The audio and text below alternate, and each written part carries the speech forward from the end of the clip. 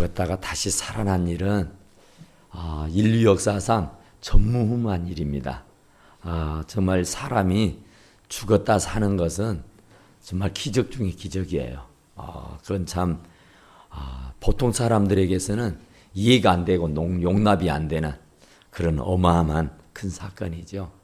그러니까 지금도 사람들은 다른 것은 다 믿겠는데 부활은 솔직히 못 믿겠다.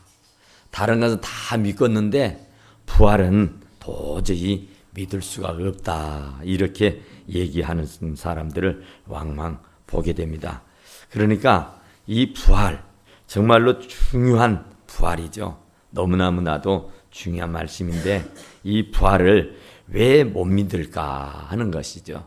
그러니까 아직까지도 세상에서는 죽었다가 살아난 일들이 없기 때문에 그렇다, 그런 말이죠. 그런데도 불구하고 주님은 분명하게 확실히 부활하신 줄로 믿습니다.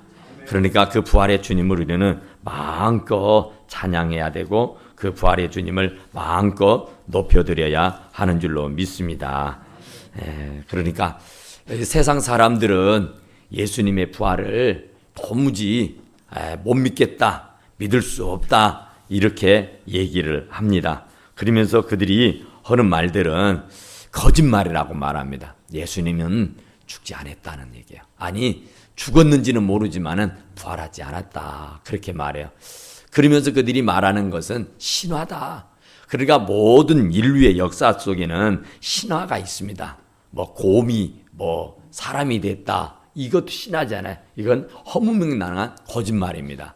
그러니까 이 나라에는 어느 나라를 불문하고 그런 신화가 자리하고 있습니다.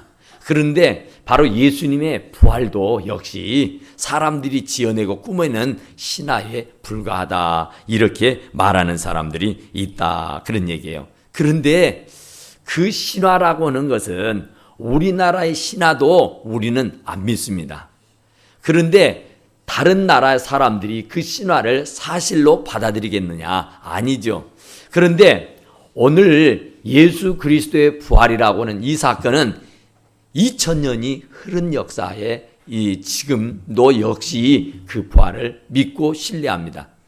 그러니까 그게 부활이 가짜고 그건 지어낸 신화요 거짓말이라고 하면은 2000년이 흐른 지금에 어떻게 그 부활을 믿고 그 부활을 찬양하는 이가 있겠느냐 그 말입니다. 그러니까 거짓말은 한 세대는 숨길 수도 있고 속일 수 있습니다. 한 나라, 한 민족은 거짓말로 얼렁뚱땅 넘어갈 수 있다고 말이에요. 그러나 세계 모든 민족이 이 부활절을 기억하고 지금도 부활하신 주님을 찬양하고 예배하고 있는 줄로 믿습니다. 그러니까 이러는 것을 보면은 분명히 부활은 사실이요 진짜인 줄로 믿습니다. 또 예수를 안 믿는 사람들은 부활을 유령이라 그렇게 말합니다. 예수님이 육으로 부활하신 것이 아니라 그냥 유령으로 영으로 그냥 부활하신 것처럼 보인 것이다 이렇게 얘기를 하면서 예수님은 전혀 부활하지 않았다라고 얘기합니다. 그런데 이 얘기도 맞지 않는 얘기는 곧 예수님이 영으로 부활하셨다고 하면은 나를 만져보라. 영은 육이 없습니다. 그러니까 만질 것이 없다 그런 말이죠. 그러니까 그림자같이 휙 지나버리고 그림자같이 손에 붙들리지 않습니다. 그런데 예수님은 내가 영이 아니고 육으로 부활했다는 것을 가르쳐 주기 위해서 나의 손과 발, 곧 못자국을 만져보라. 또 옆구리에 창자국이 있는데 그 창자국에 손을 넣어보라. 이렇게 말씀도 하셨습니다. 또 그뿐만 아니라 예수님의 제자들에게 부활하신 몸으로 찾아가셔서 정말 그 제자들과 함께 음식을 나누셨던 적도 있습니다.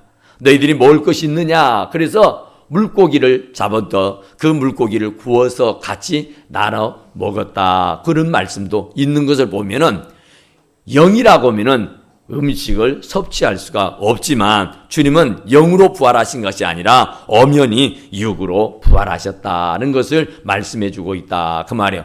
또 세상 사람들은 예수님의 부활은 그냥 부활이 아니라 잠시 잠깐 숨이 멈췄다가 다시 사는 것이었다. 그러죠. 그러니까 그들은 그냥 졸도한 것이다. 그냥 너무 충격이 심해서 잠깐 까무러쳤다가 다시 살아났다. 이렇게 정도 얘기하는 것이에요. 그런데 그것도 맞지 않는 것은 정말 졸도가 아니라 완전히 숨이 끊어졌다는 것은 아리마대 사람 요셉이가 그 시체를 가져다가 장례를 치르려고 했어요. 그래서 빌라도에게 예수님의 시체를 내어달라 했어요. 그랬더니 빌라도는 그 지키는 군병들에게 확인을 하게 했습니다. 예수가 숨이 끊어졌느냐 죽었느냐 확인한 것이었어요. 그런데 바로 그들이 들려주는 말은 죽었습니다 하는 거였어요. 그것도 못 믿겨와서 이제 주님의 발을 완전히 꺾어버렸다 그러죠.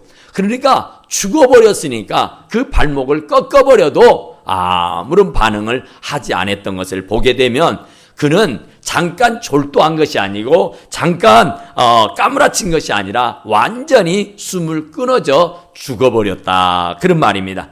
죽어버렸다가 살아났다고 하는 사실을 진짜로 인정해야 할 일인 줄로 믿습니다. 또 안 믿는 사람들은 더러 그렇게 얘기도 합니다. 예수님의 시체를 제자들이 도둑질해 갔다 그래요. 그러니까 예수님이 살아 계셨을 때에 죽은 지 사흘 만에 부활할 것이라는 사실을 늘 말씀하셨댔지 않았어요. 그렇기 때문에 바로 그 말대로 부활은 못하겠기에 바로 그의 제자들이 그 시체를 돈박았다 그렇게 얘기를 합니다. 그게 가능할 수가 없는 것은 바로 예수님이 살아계셨을 때에 그런 말씀을 두고두고 했기 때문에 이 로마의 군병 빌라도 그때 당시 종교 지도자들은 바로 그 무덤을 지키는 파수대를 세웠습니다.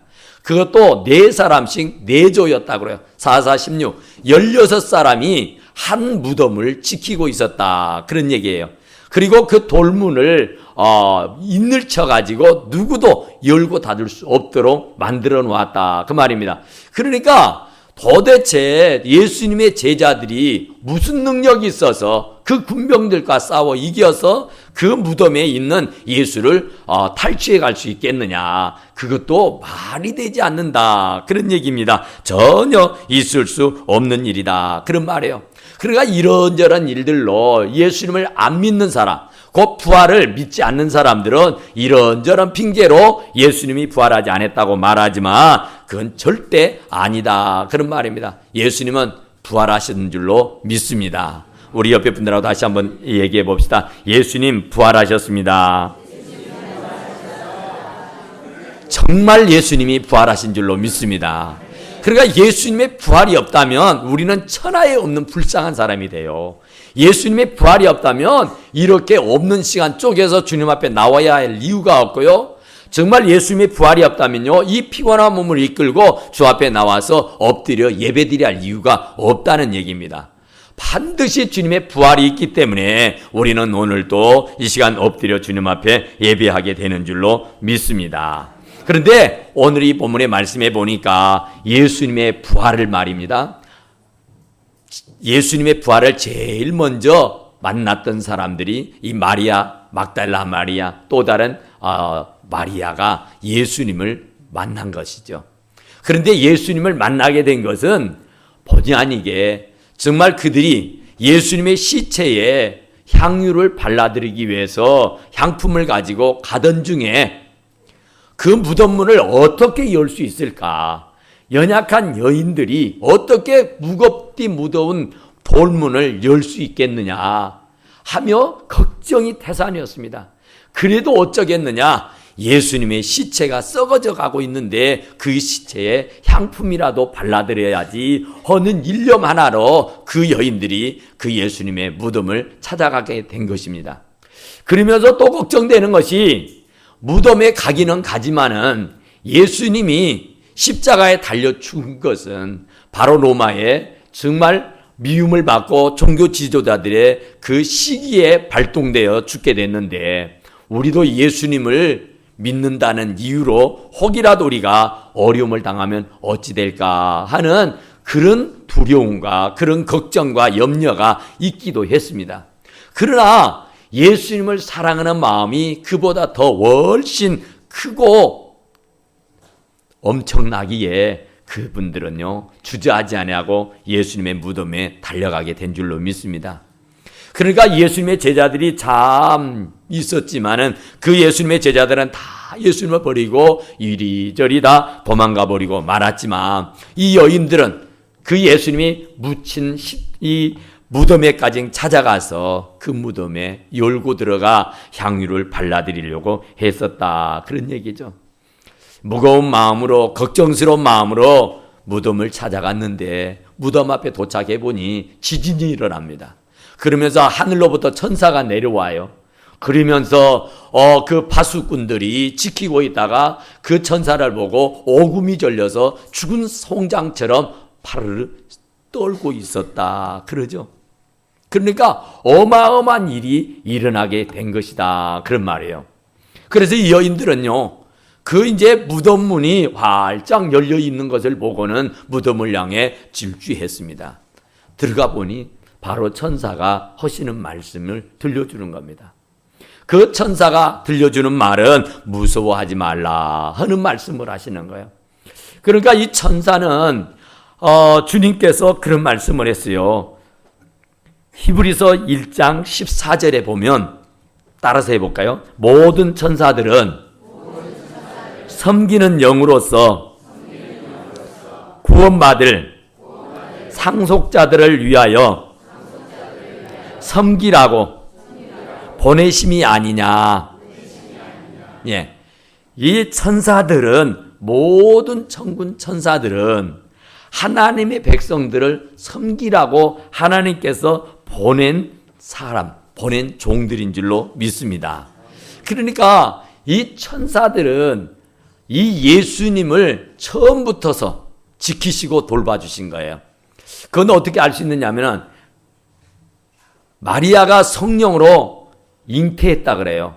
그런데 그 잉태했다는 사실을 제일 먼저 마리아에게 찾아와서 알려주었던 사람이 가브리엘 천사입니다. 무서워 말라 하시면서 네가 아들을 낳을 텐데 그 아들의 이름을 예수라 하라. 그래서 그 예수는 자기들의 백성의 죄를 구원할 자이다 하는 말씀을 이 가브리엘 천사가 전해준 겁니다. 그리고 그 예수님께서 이제 태어나셔서 베들레헴에 탄생했어요. 베들레헴에서 태어났는데 들에서 양을 치는 목동들에게 천사들이 나타나서 베들레헴에 아기 예수가 탄생했다는 것을 알려주었던 이도 바로 천사들이다. 그 말이에요. 또 마태복음 2장 13절 이하에 보면은 헤롯 왕이 예수를 잡아 죽이려고 이제 혈안이 돼 있다는 것을 알고는 천사가 바로 애굽으로 피난하라고 가르쳐 주기도 하였습니다.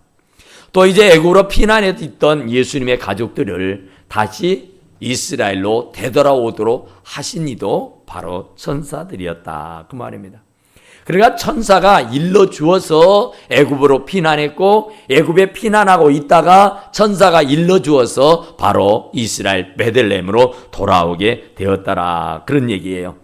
그러니까 하나님께서는 이 천사를 항상 예수님의 주변에 있게 해 주셨다. 그런 얘기죠.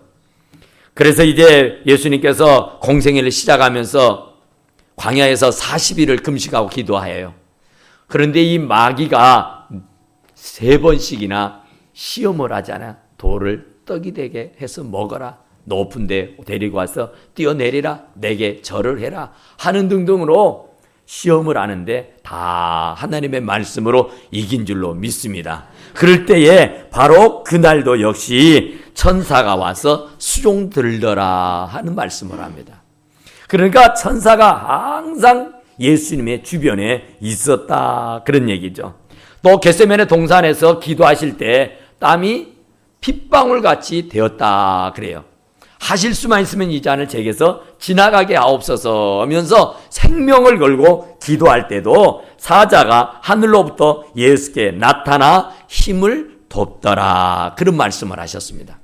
그러니까 참으로 힘들고 어려울 때마다 꼭꼭 천사가 동원되었다. 그런 얘기죠. 그런데 오늘 본문의 말씀에도 보니까 큰 지진이 나는데 하늘로부터서 천사가 임하였다. 그래요. 그 천사가 임하여서 이 여인들에게 나타나가지고 헌다는 말이 무서워하지 말라. 십자가에 못 박히신 예수를 너희가 찾는 줄 내가 아노라. 그랬어요.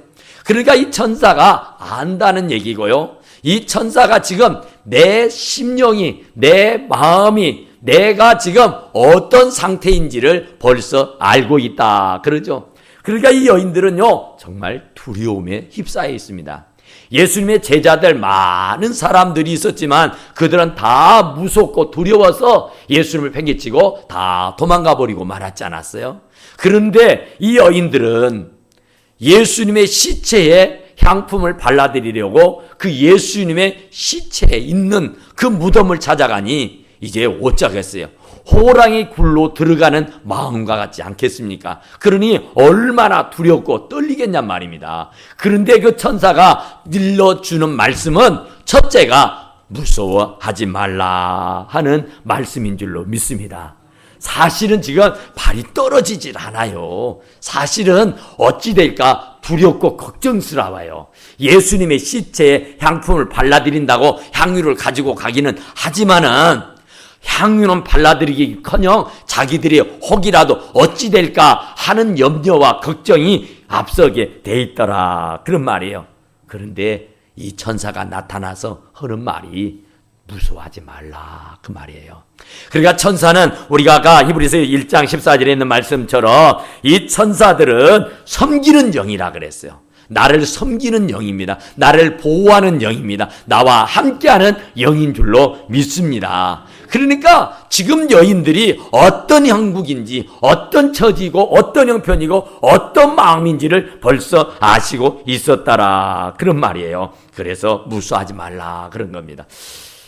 요한복음 21장 20절에 보면은 예수님께서도 그래요. 그 제자들에게 나타나서 하는 말이 너희에게 평강이 있을지어다 그랬어요.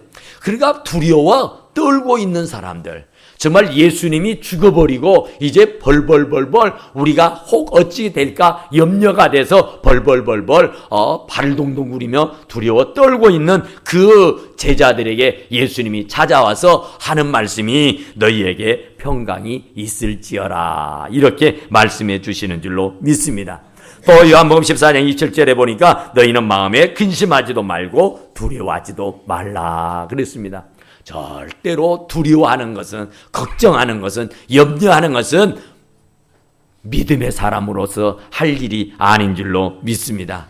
주님이 근심도 말라, 무서워하지도 말라, 두려워하지도 말라고 말씀했으니까 우리는 절대로 무서워하거나 두려워하지 않기를 간절히 축원합니다. 두 번째로 이 천사가 전해준 말은 너희가 십자가에 못 박히신 예수를 찾는 줄 내가 안다 그랬죠. 이 천사가 너희들이 지금 뭐하러 이곳에 왔는지 안다. 너희들의 마음의 생각을 내가 안다. 너희들의 고민과 걱정을 내가 안다고 이 천사가 들려주셨는 줄로 믿습니다. 그러니까 안다는 얘기예요. 우리의 형편을 알고 우리의 처지를 안다 그런 말이죠. 우리의 형편과 처지를 알아서 우리를 도와주시는 줄로 믿습니다. 알고만 있으면 못할 것입니까? 알아서 척척 우리들의 문제를 해결해 주시기 위해서 아는 줄로 믿습니다. 대제사장이 눈을 부릅뜨고 빌라도가 병사들을 시켜서 무덤을 지키고 있는 그런 와중에 정말로 그들이 얼마나 두렵겠습니까? 그런데 사실은 두려움도 둘째지만 먼저는 예수님의 시체에 향품을 발라드리는 일이었다 그런 얘기죠. 그러는데 바로 이 천사가 나타나서 하는 말이 네가 뭘 생각하는지 안다 그렇게 말해요. 너희들이 누구를 찾고 있는지 내가 안다 그렇게 말씀한단 말이에요. 천사들이 안다면 우리 주님은 얼마나 잘 아시겠습니까? 우리 하나님은 우리들의 형편이며 우리의 처지를 얼마나 잘 아시겠느냐 그런 말이에요. 그래서 아시는 그분에게 나의 모든 무거운 짐들을 다 맡겨버리시기 바랍니다.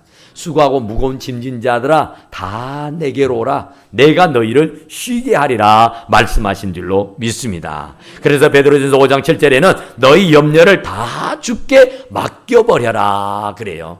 주님이 아시고 여러분들의 문제를 해결해 줄 테니 그 모든 문제를 다 주님께 맡겨버려라 그런 말이에요.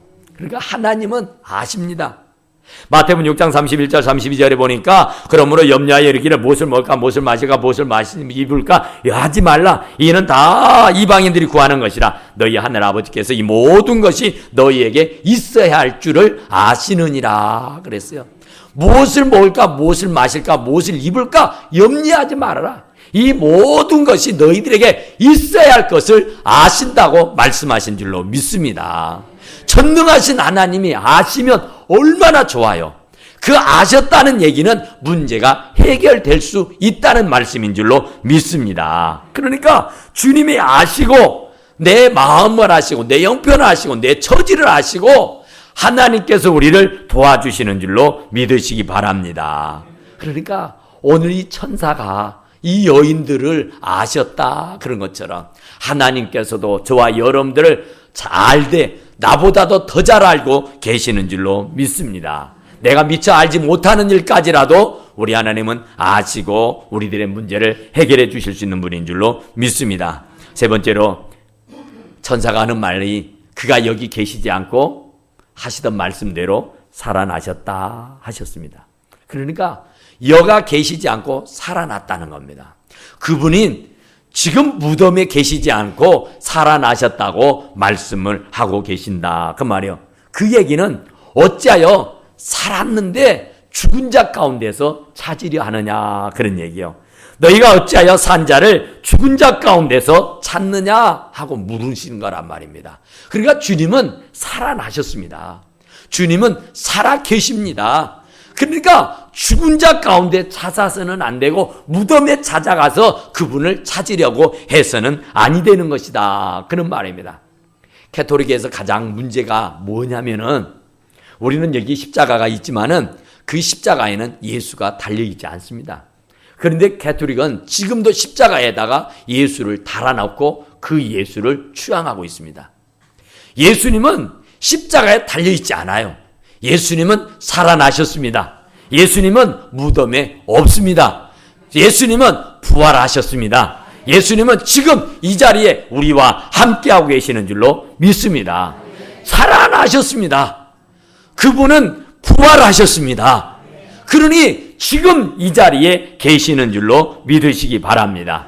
어찌하여 너희가 산 자를 죽은 자 가운데서 찾느냐 하고 천사가 말하는 것처럼 우리도 날마다 살아계신 하나님을 믿기보다는 죽어버린 주님을 의지하고 살지는 아니하는가 새겨보시라 그런 말입니다. 그러니까 주님은 살아나셨어요. 주님은 부활하셨어요. 그러니까 우리가 슬퍼서 눈물 짜고 아파서 괴로워할 일이 아니라 부활하신 주님을 찬양하고 예배하고 기뻐 뛰며 즐거워하고 행복해야 하는 줄로 믿습니다. 오늘 이 여인들이 그 부활했다고 하는 사실을 알아듣고는 제자들이 있는 곳을 향하여 급히 다름박질했다 그러죠. 그럴 때 예수님이 부활하신 그 모습으로 이 여인들에게 찾아오셔서 하는 말이 평안하냐 이렇게 물으신 겁니다. 지금 얼마나 황당한 일이 일어났습니까? 무덤에 왔는데 없어요. 없는데 천사가 들려주는 말은 살아나셨다는 겁니다. 너희들보다 먼저 갈릴리로 가셨다. 그러니 제자들에게 빨리 갈릴리로 가라고 해라. 그런 말이에요. 그러니 그 얘기를 듣고 얼마나 막 가슴이 뛰겠어요. 얼마나 환희와 감격이 넘치겠단 말이에요. 그 여인들은요 정말 막 구름 위를 걷는 것처럼 뛰는 것처럼 막 힘바람이 나서 예수 살아났다고 예수 부활했다고 기뻐서 즐거워서 어쩔 줄 몰라서 막 뛰어가고 있던 차에 예수님이 그 앞에 딱 나타난 겁니다. 부활하신 주님이 딱 나타나서 평안하냐고 묻는 것을 보게 됩니다. 그때 그 여인들이 어떻게 했어요? 얼마나 감격스러웠겠어요. 얼마나 정말 감동적이었겠냐 말이에요. 그렇게 예수님이 부활했다는 말씀만 듣고도 감사하고 기뻐서 어쩔 줄 몰라 했는데 그 부활하신 예수님이 자기들의 눈앞에 딱 서 계시니 얼마나 감격스럽겠어요. 그러니까 예수님의 발 앞에 엎드렸다 그러죠. 주님의 발목을 붙잡고 어쩔 줄 몰라 했다 하신 줄로 믿습니다. 그러니까 우리도 그 여인들과 같이 부활하신 예수님을 만난 그 환희와 감격을 우리의 모든 주위의 사람들에게 전해줘야 할 일인 줄로 믿습니다. 정말로 예수님이 살아나셨다고, 정말로 예수님이 부활하셨다고 하는 사실을 증거해야 할 일인 줄로 믿습니다. 그러니까 예수님은 무덤에 없어요. 어떤 이슬람 그 성지를 이렇게 순례하기 위해서, 성지 순례하기 위해서 이제 우리 믿는 사람이 비행기를 타고 이렇게 가게 됐다 그래요. 그런데 옆에 이슬람 그 마음못을 믿는 그런 그 사람이 옆에 타 있었더래요. 그래서 이제 뭐 심심하기도 하고 그러니까 그냥 시간 보낼 게 없냐고 물었어요. 어디 가십니까? 하니까 성지에 간다는 거예요. 어디 성지를 가느냐 함께 우리 마이못이 묻혀 있는 무덤에 성지 순례 가는다고 그랬대요. 그러느냐고. 그러니까 당신은 어디 가느냐? 나도 성지를 간다고. 아니, 당신의 성지가 어디냐고. 나는 예수님 그 무덤에 간다고 그랬대요. 그러니까 아니, 예수님의 무덤? 예수님은 무덤이 없는 줄 아는데요. 그렇죠. 예수님의 무덤은 없습니다. 왜냐하면 예수님의 무덤에는 빈 무덤, 곧 예수님은 계시지 아니하기 때문에. 그래서 그분이 그랬대요. 그렇습니다. 당신이 믿는 그 마이못은 죽어서 무덤에 지금까지도 갇혀 있지만 내가 믿는 주님은 살아서 우리 가운데 계십니다.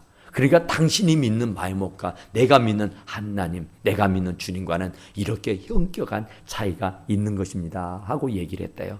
그러니까 우리는 죽어서 무덤에 갇혀 있는 그런 분을 믿는 게 아니라 사망 권세를 이기시고 부활하신 주님을 우리는 찬양하고 예배하고 믿는 줄로 믿으시기 바랍니다. 그러면서 이 천사가 네 번째로 들려줬던 말은 뭐라고 말씀하느냐면 빨리 가서 제자들에게 예수가 살아나셨다고 말하라는 얘기죠.